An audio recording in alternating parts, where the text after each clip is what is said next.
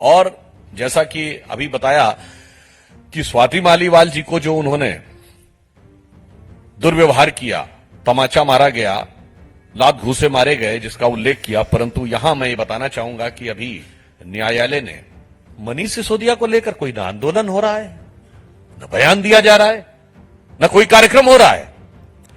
सारा आंदोलन कार्यक्रम विभव कुमार के लिए हो रहा है।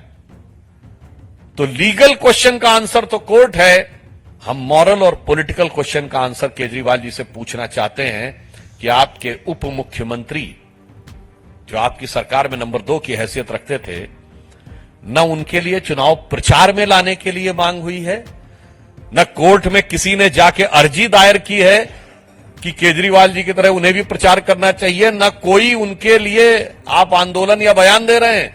सारे बयान आंदोलन केवल विभव कुमार के लिए, जो टेक्निकली कुछ भी नहीं है, या यूं कहूं सब कुछ वही है। कि ये केजरीवाल जी वही व्यक्ति है ना जो कहते थे मैं दिल्ली के चप्पे चप्पे पे सीसीटीवी लगवा दूंगा। ये सब तो इनके दावे थे। और आज हालात ये है कि मुख्यमंत्री आवास के एक चप्पे का सीसीटीवी फुटेज अवेलेबल नहीं है। मतलब ये कथनी और करनी में किसी व्यक्ति के कितना बदलाव हो सकता है कि जो कहता था दिल्ली के चप्पे चप्पे पे सीसीटीवी लगवा दूंगा, वो मुख्यमंत्री आवास के एक चप्पे का CCTV footage, uninterrupted uncut CCTV footage देने की स्थिति में नहीं है। प्रमोद जी ने अभी आपको ये बताया, दिल्ली से बाहर आकर दिल्ली की जनता के मध्य में कोई भी व्यक्ति घूमेगा तो उसे दिल्ली की जनता की वेदना। और एक महत्वपूर्ण बात भी आई कि ये केजरीवाल जी वही व्यक्ति है ना जो कहते थे मैं दिल्ली के चप्पे चप्पे पे सीसीटीवी लगवा दूंगा। ये सब तो इनके दावे थे।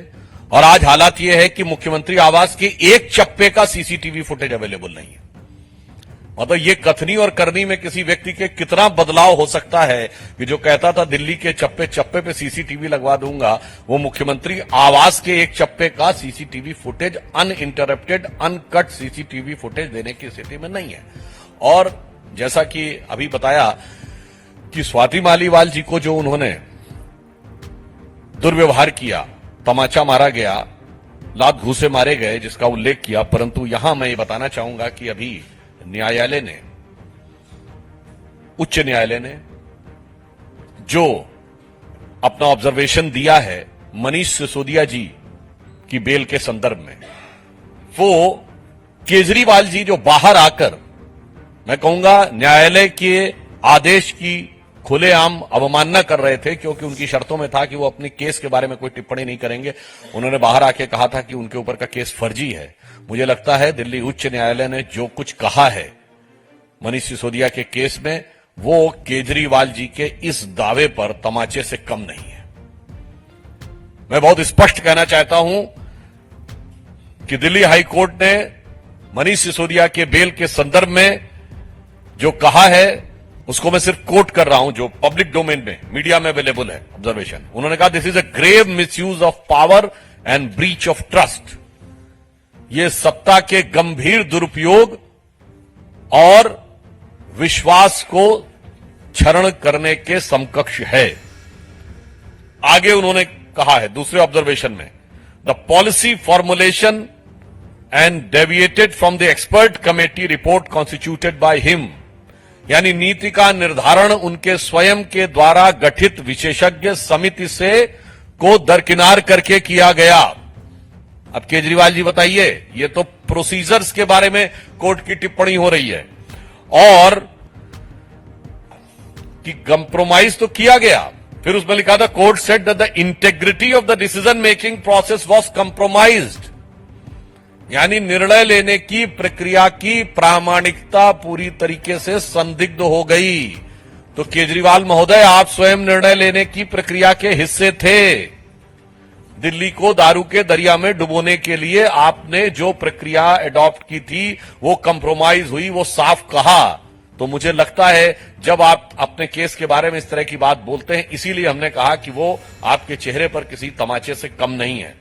इसके बाद और भी महत्वपूर्ण बात कही है, कोर्ट ने ऑब्जर्व किया है सिसोदिया जी के बारे में, he has failed to produce 2 phones used by him and claim that they were damaged.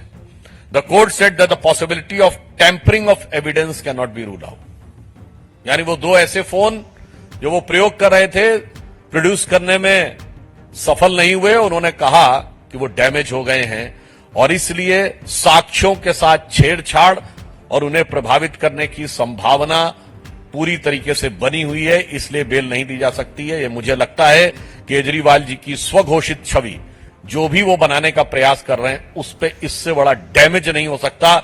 यदि कोर्ट बहुत स्पष्ट रूप से कहे और आपके साथी कहें कि वो 2 फोन खो गए और वो डैमेज हो गए, तो मुझे लगता है ये तीसरा उनके ऊपर बहुत बड़ा ऑब्जर्वेशन है। और सबसे महत्वपूर्ण बात, कोर्ट ने कहा है in respect of PMLA case, prevention of money laundering case, court said that the prosecution was able to make out a prima facie case of money laundering, अर्थात प्रथम दृष्टया मनी लॉन्ड्रिंग का केस बनता हुआ दिखता है। यह साक्ष्य प्रोसिक्यूशन ने जो प्रस्तुत किए हैं उससे प्रतीत होता है कि प्रथम दृष्टया the prima facie case of money laundering prosecution was able to make out. मुझे लगता है कि अब उच्च न्यायालय के इस ऑब्जर्वेशन के बाद किसी प्रकार का कोई किंतु परंतु संशय किसी के मन में नहीं रह जाता है, मगर एक संशय हम सबके मन में सदैव रह रहा है कि कानूनी दृष्टि से तो बिल्कुल साबित होता चला जा रहा है कि आम आदमी पार्टी ने, कि सरकार ने इस लिकर स्कैम में क्या किया था। यानी legally it is been consistently, categorically, irrefutably is gradually established, but morally we are perplexed. Manish Sisodia को लेकर कोई ना आंदोलन हो रहा है, न बयान दिया जा रहा है, न कोई कार्यक्रम हो रहा है। सारा आंदोलन कार्यक्रम विभव कुमार के लिए हो रहा है। तो लीगल क्वेश्चन का आंसर तो कोर्ट है, हम मॉरल और पॉलिटिकल क्वेश्चन का आंसर केजरीवाल जी से पूछना चाहते हैं कि आपके उप मुख्यमंत्री जो आपकी सरकार में नंबर 2 की हैसियत रखते थे, न उनके लिए चुनाव प्रचार में लाने के लिए मांग हुई है, न कोर्ट में किसी ने जाके अर्जी दायर की है कि केजरीवाल जी की तरह उन्हें भी प्रचार करना चाहिए, न कोई उनके लिए आप आंदोलन या बयान दे रहे हैं। सारे बयान आंदोलन केवल विभव कुमार के लिए जो टेक्निकली कुछ भी नहीं है, या यूं कहूं सब कुछ वही है।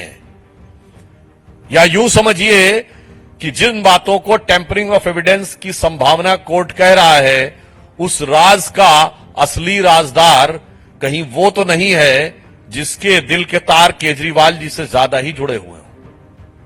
इसलिए महिला सम्मान को ध्वस्त करने से लेकर सरकार की प्रशासनिक प्रक्रिया को ध्वस्त करने तक जो कार्य आम आदमी पार्टी की सरकार ने किया है, वह दिल्ली की जनता के सामने अब शीशे की तरह स्पष्ट है।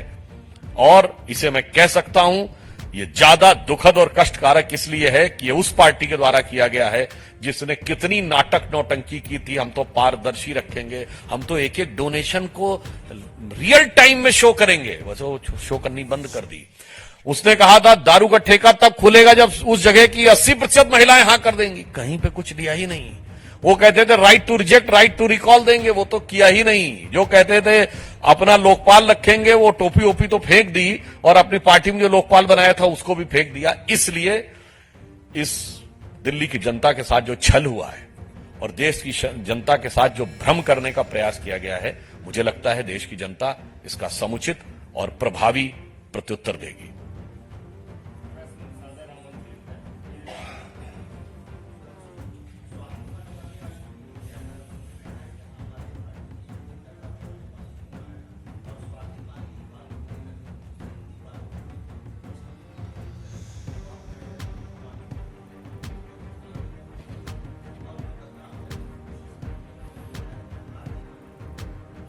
देखिए, यदि ये उनका बयान है, स्वाति मालीवाल जो आम आदमी पार्टी की सांसद है, मैं अंडरलाइन करके बोल रहा हूं, स्वाति मालीवाल जो उनकी सरकार में महिला आयोग की अध्यक्ष रही 2 बार, स्वाति मालीवाल जो उनके कबीर एनजीओ के जमाने से उनकी सहयोगी रही, यदि उनके साथ इस प्रकार का बर्ताव किया जा सकता है तो अधिकारियों ने जो आरोप लगाए थे उसमें कितना सत्य होगा ये स्वयं समझा जा सकता है।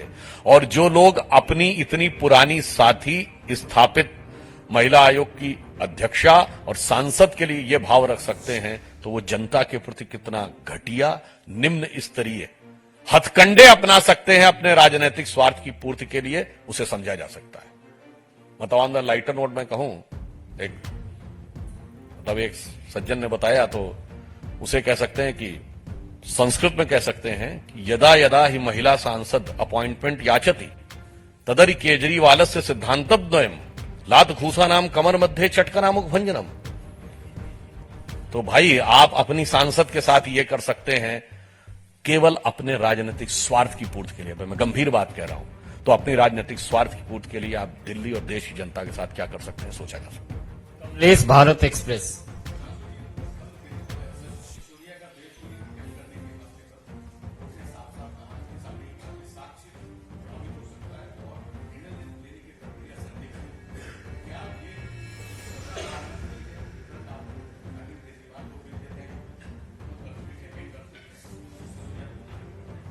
देखिए, जो हाई कोर्ट ने कहा है उससे केजरीवाल जो अपने स्वघोषित दोहरे मानदंड बनाने का प्रयास कर रहे हैं, वो दंड पूरी तरीके से ध्वस्त हो गया उनका मानदंड। वो कहते थे कि केस फर्जी है और हाई कोर्ट के ऑब्जर्वेशन में बाकायदा बिंदुवार लिखा हुआ है।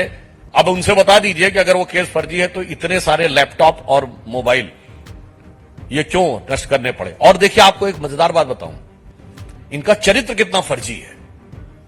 याद करिए, इन्होंने कहा था कि पंजाब के मुख्यमंत्री से बात हो रही थी, अचानक कॉल ड्रॉप हो गई, ठीक, और फिर मिलाया तो उन्होंने कहा उसके तो फोन में बैलेंस खत्म हो गया था। यही बोला था ना। ये बताइए, माननीय मुख्यमंत्री एक प्रांत के हमारे साथ बैठे हैं, मुख्यमंत्री का फोन प्रीपेड वाला होता है जिसका बैलेंस खत्म हो जाए। सोचिए कितना फर्जीफिकेशन ये लोग फैलाते हैं। अच्छा सुनिए और मजेदार बात, इस शराब घोटाले में जो फोन नष्ट किए गए वो आईफोन है, जो सबसे कॉस्टली फोन होते हैं। 60,000 70,000 से कम का कोई फोन नहीं आता है। 1 लाख और 1.25 लाख के फोन होते हैं। जरा लाख रुपए का फोन यूज करने वाला एक व्यक्ति दिखाइए जो प्रीपेड फोन पे बात करता हो। मतलब नष्ट तो हुए आईफोन और बात कर रहे थे प्रीपेड फोन से। तो साफ समझा जा सकता है कि ये अंदर से कुछ और बाहर से कुछ और नजर आते हैं। बाखुदा आगे की चीज आप अपने आप समझ पाते हैं। मोहित भट्ट, टाइम्स नाउ।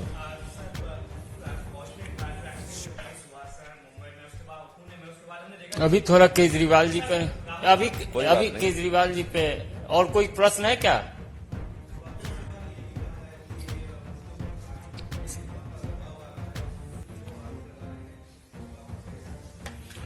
देखिए, जिस प्रकार का दुर्व्यवहार स्वाति मालीवाल जी के बारे में चर्चा में आ रहा है, ये आम आदमी पार्टी की टिपिकल कैरेक्टरिस्टिक सहज प्रवृत्ति का प्रतीक है। आप याद करिए, ऐसा ही आरोप प्रशांत भूषण और योगेंद्र यादव ने भी लगाया था। ऐसा ही किरण बेदी के साथ हुआ था। कुमार विश्वास बहुत सारी बातों में अंदरूनी बातें बोल चुके हैं कि क्या क्या चीजें किस किस प्रकार से उस जमाने में हुई थी। और फिर जितने भी लोग हैं हमारी पार्टी में आए हुए, शाजिया इल्मी, अश्विनी उपाध्याय, अन्य अन्य लोगों जिनके साथ हुआ था, तो मुझे लगता है ये यही एडमिरल रामदास के साथ हुआ था। तो मैं पुनः ये कह रहा हूं, ये आम आदमी पार्टी के अंदर की ओछी और क्षुद्र मानसिकता का एक स्पष्ट प्रकटीकरण जनता के सामने हो रहा है। मोहित भट्ट, टाइम्स नाउ।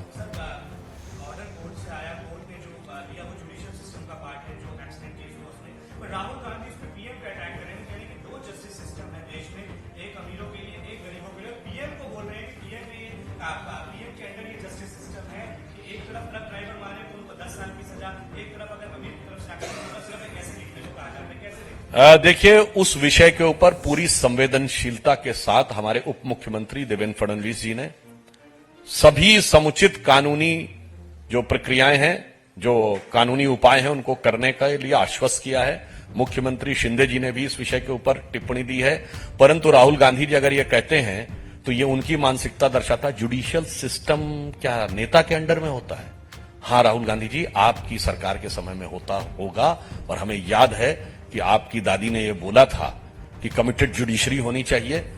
और आपकी दादी के समय में इमरजेंसी में कोर्ट में यह भी हुआ था कि वकील ने खड़े होकर कहा था, मिलॉर्ड, अगर पुलिस वाला किसी को गोली भी मार दे, यानी जब समय सारे ह्यूमन राइट्स सस्पेंड कर दिए गए थे, तो मिलॉर्ड आप देखते रहने के अलावा कुछ नहीं कर सकते हैं। राहुल गांधी का अपना। और रही बात न्यायिक सिस्टम के महंगे होने की, तो भाई भारत के सबसे महंगे वकीलों को तो आपने भेजा हुआ है संसद में, जो लाखों रुपए की फीस लेते हैं। जरा कहिए अपने साथियों से कि सिस्टम को सस्ता करने का प्रयास करें। पर उपदेश कुशल बहुतेरे, जे आचरण ही से नर न घनेरे। बहुत बहुत धन्यवाद।